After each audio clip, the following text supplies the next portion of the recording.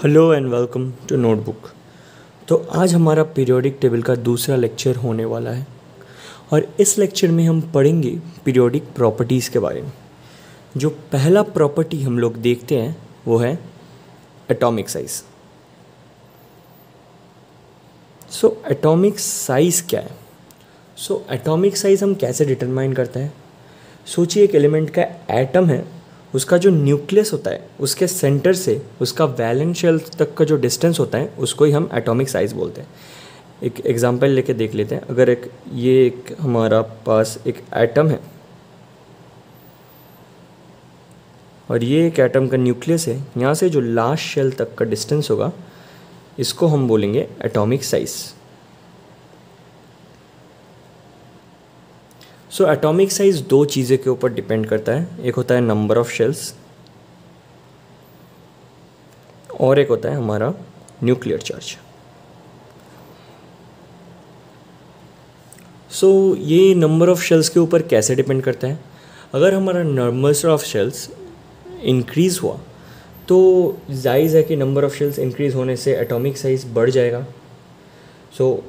अगर number of shells increase हुआ तो एक एटम में अगर 10 नंबर ऑफ शेल्स आ गया, 10 तो पॉसिबल नहीं है, पीरियड ही 7 तक है, तो 7 अगर एटॉमिक साइज़ आ गया तो वो धीरे धीरे उसका साइज़ बढ़ता रहेगा। तो अगर हमारा नंबर ऑफ शेल्स ज़्यादा हुआ तो उसका एटॉमिक साइज़ भी ज़्यादा होगा।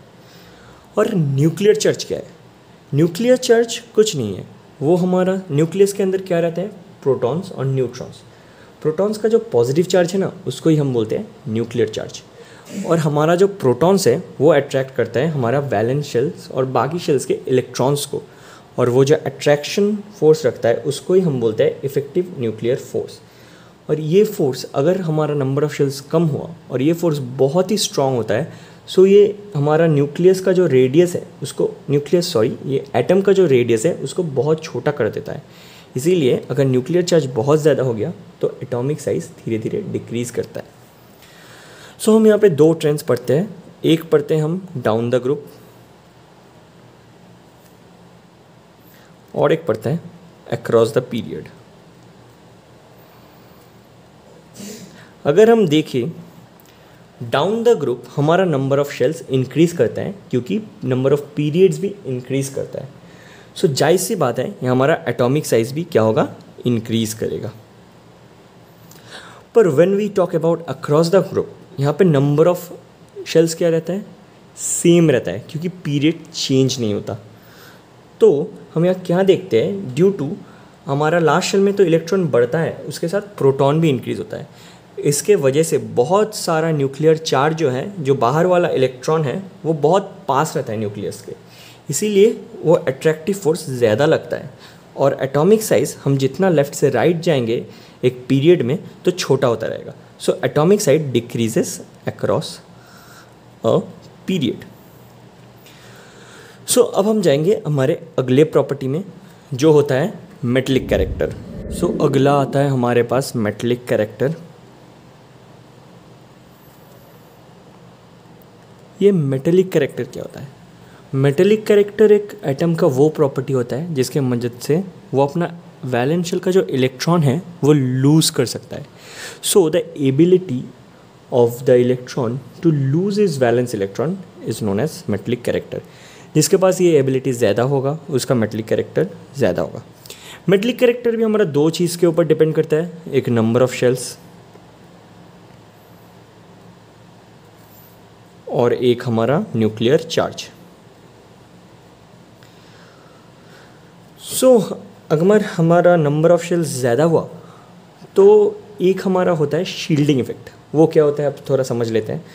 जो नंबर ऑफ शेल्स अगर ज़्यादा हुआ, जो हमारा वैलेंस शेल होता है वहाँ तक न्यूक्लियर चार्ज बहुत ही कम पहुँचता है, क्योंकि उसके पहले जो शेल्स होता है ना उनमें जो चार्ज है ना और जो फोर्स अप्लाई करता है न्यूक्लियर चार्ज वो ख़त्म हो जाता है पिछले सेल्स में, इसीलिए वो वैलेंस शेल तक नहीं पहुँच पाता।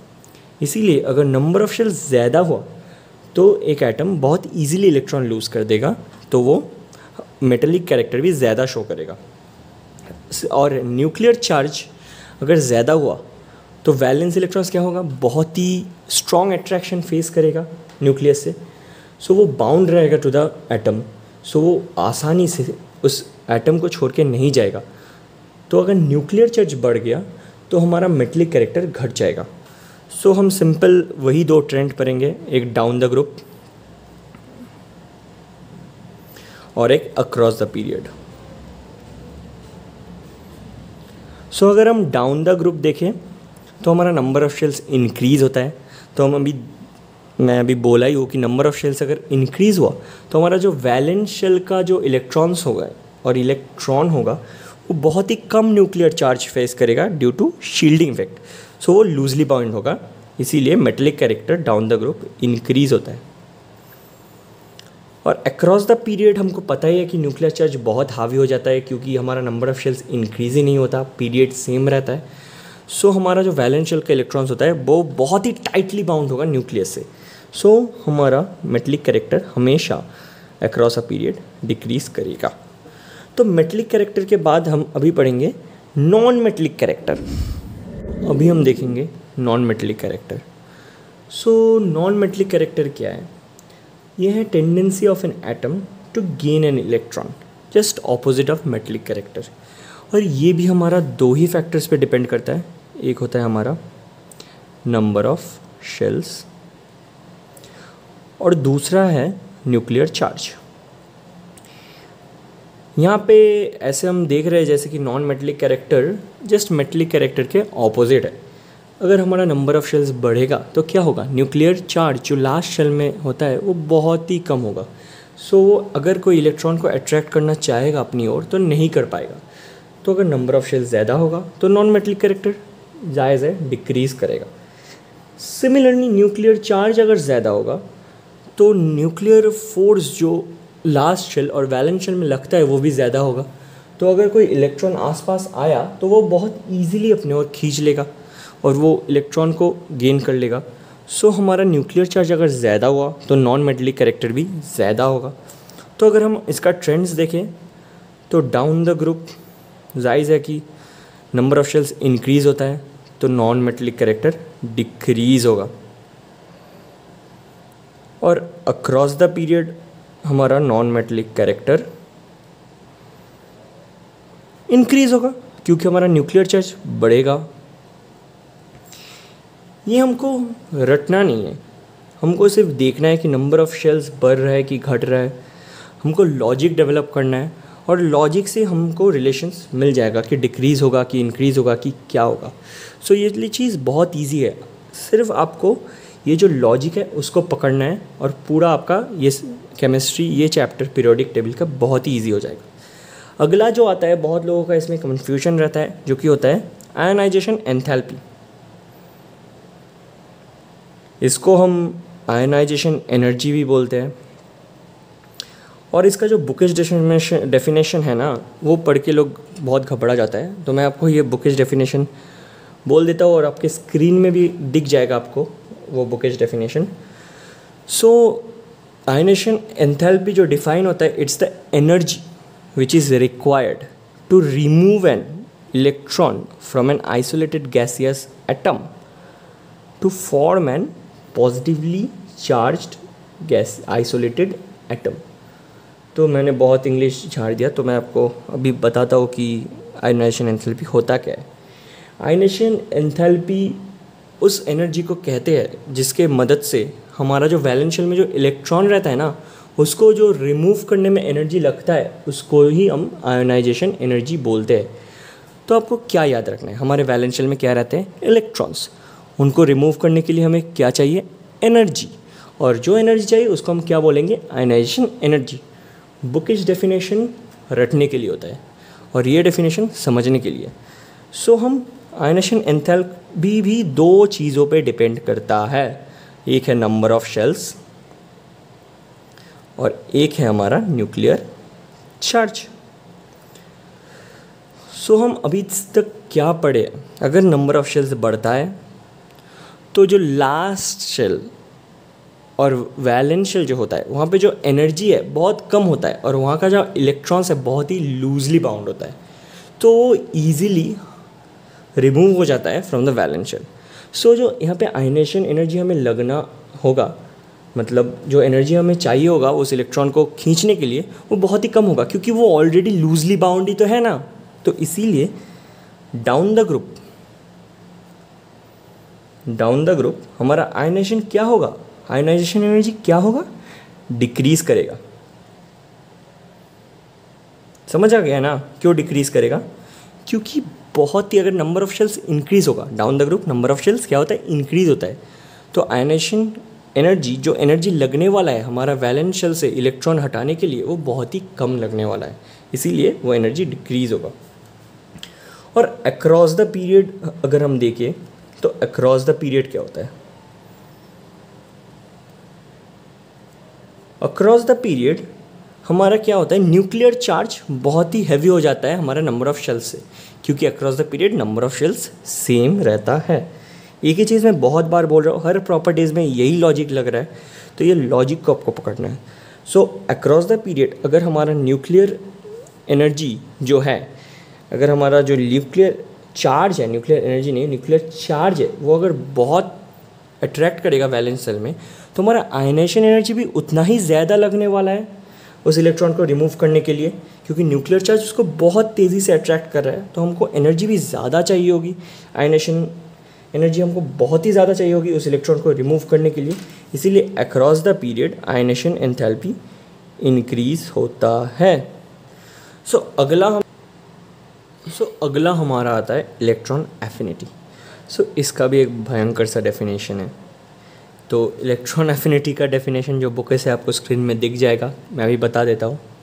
वो होता है the energy released to convert a neutral gaseous atom to a negatively charge gaseous atom by adding an electron.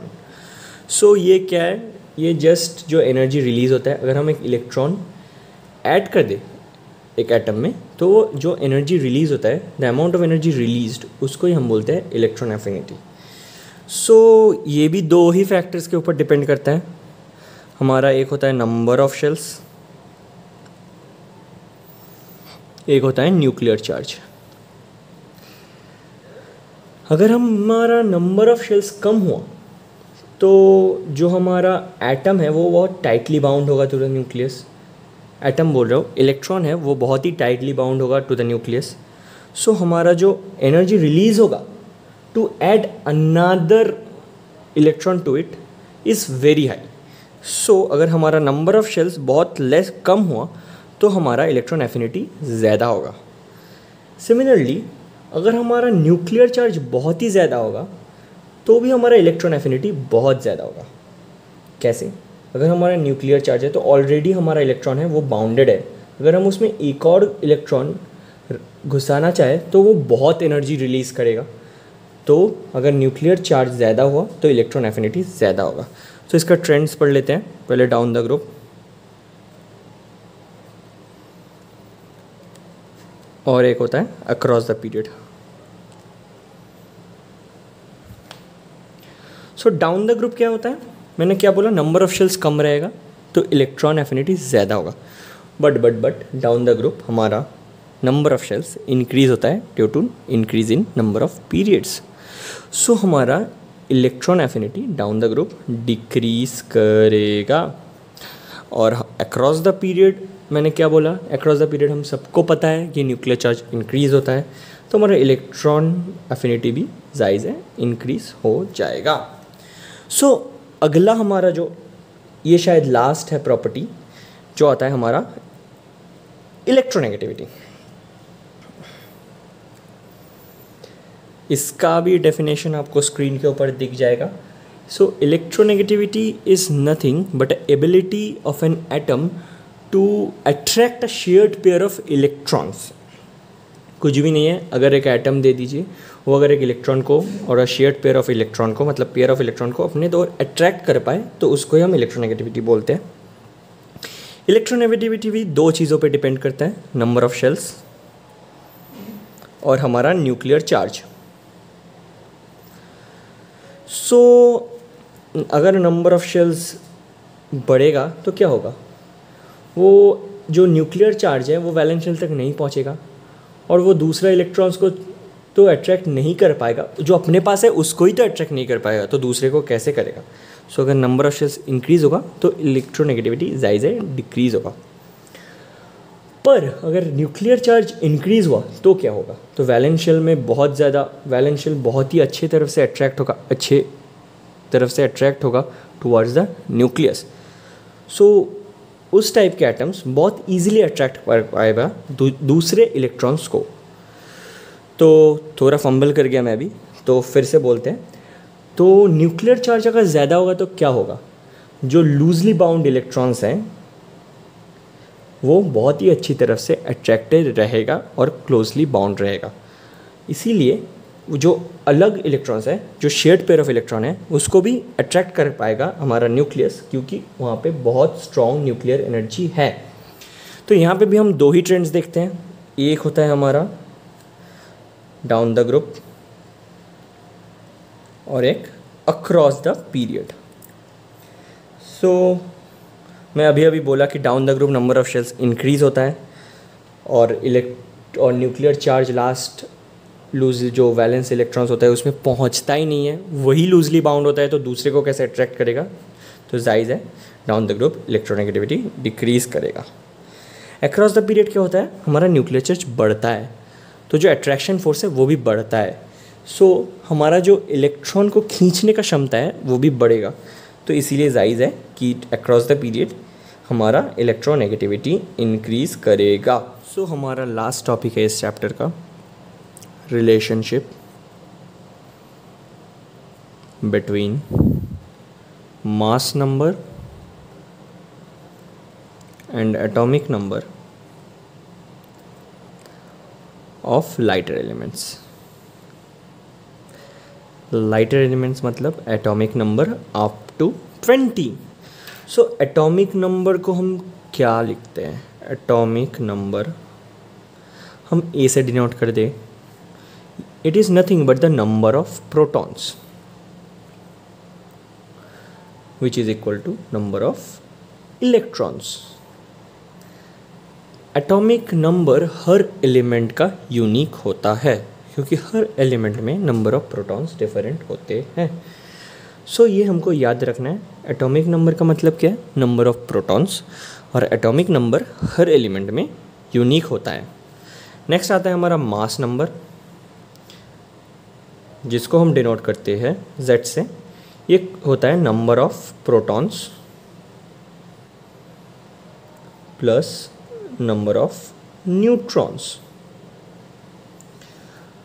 ठीक है, जो न्यूक्लियस के अंदर हमारा क्या रहता है, प्रोटॉन और न्यूट्रॉन्स, तो हम दोनों को एक साथ नंबर ऑफ न्यूक्लियॉन्स भी बोलते हैं। सो मैं लिख देता हूँ यहाँ पे, और नंबर ऑफ न्यूक्लियॉन्स। न्यूक्लियॉन्स मतलब क्या है, number of protons plus number of neutrons, simple. तो हमको मास नंबर और एटॉमिक नंबर जो आपको पता ही होगा, वो फिर से मैंने थोड़ा बोल दिया आपको याद कराने के लिए। तो अब रिलेशन क्या है, अगर हमारा एटॉमिक नंबर इवन हुआ, फिर हमारा मास नंबर एटॉमिक नंबर का डबल होगा, मतलब एटॉमिक नंबर इंटू 2 होगा। जैसे कि यहाँ पे 2 एक्सेप्शन है, हाँ एक्सेप्शन केमिस्ट्री में होता है बहुत, ये सिर्फ छोटा मोटा एक्सेप्शन है, आपको याद हो जाएगा। जैसे कि बेरिलियम होता है और आर्गन होता है, इसका एक्सेप्शन 1842-5। सो मैं आपको एक 4 होगा ये। सो आपको मैं एक और एग्जांपल, जैसे कि हीलियम होता है, तो हीलियम का एटॉमिक नंबर 2 होता है और मास नंबर 4 होता है, जो इस रिलेशन को बहुत ही इजीली फॉलो करता है। और एक रिलेशन जो आपको नोट में रखना है, हर जगह ये अप्लाई नहीं होता, ये रिलेशन आपको याद भी नहीं रहे तो चल जाएगा, पर आपको जस्ट अगर कोई पूछ लिया कि एटॉमिक नंबर क्या है, मास नंबर क्या है, और आपको एक्सेप्शंस याद है, तो अब बाकी बहुत इजीली बता देंगे, जस्ट डबल कर देंगे, और ये जो मैं रिलेशन बताने वाला हूँ वो कर देंगे। तो आपको सिर्फ यहाँ पे एक चीज़ याद रखना है, वो है एक्सेप्शंस। अगर आपको एक्सेप्शंस याद हो गए तो आपको इजीली याद हो जाएगा कि 1 से 20 तक एटॉमिक नंबर किसका, एटॉमिक नंबर इस एलिमेंट का ये है और मास नंबर ये है। तो अगर एटॉमिक नंबर हमारा ऑड हुआ तो ये मास नंबर क्या हो जाएगा, 2 टाइम्स एटॉमिक नंबर +1। ऑप्शंस होता है, एक होता है हाइड्रोजन और एक होता है नाइट्रोजन। और इसका एग्जांपल आप लिख लीजिए, जैसे कि फ्लोरीन होता है, तो फ्लोरीन का क्या होता है, तो फ्लोरीन हमारे 9वें नंबर में आता है और इसका जो हमारा मास नंबर होता है वो होता है 19। सो ऐसे ही बहुत सारे एग्जांपल्स हैं। तो आज का लेक्चर यहाँ तक था। तो आज हम क्या क्या पढ़े, हम प्रॉपर्टीज़ पढ़े। पहले हम पढ़े एटॉमिक साइज़, फिर हम आए मेटालिक नॉन मेटालिक कैरेक्टर में, फिर हम पढ़े आयनाइजेशन एंथैल्पी, फिर हम पढ़े इलेक्ट्रॉन एफिनिटी, इलेक्ट्रॉन नेगेटिविटी, और लास्ट में ये रिलेशन जो आपको सिर्फ ये 2 एक्सेप्शन आपको याद रखने हैं, और यहाँ पे 2 जो एक्सेप्शन है वो आपको याद रखने हैं। ये 2 एक्सेप्शन आपको याद हो जाएगा तो क्या होगा, आप ये से फार्मूला लगा दोगे एटॉमिक नंबर 20 तक, मतलब लाइट एलिमेंट्स तक। अगर आप ये फार्मूलाज अप्लाई कर दोगे तो आपको इजीली मास नंबर मिल जाएगा। तो आज के लिए इतना ही, मिलते हैं अगले लेक्चर में, तब तक के लिए बाय।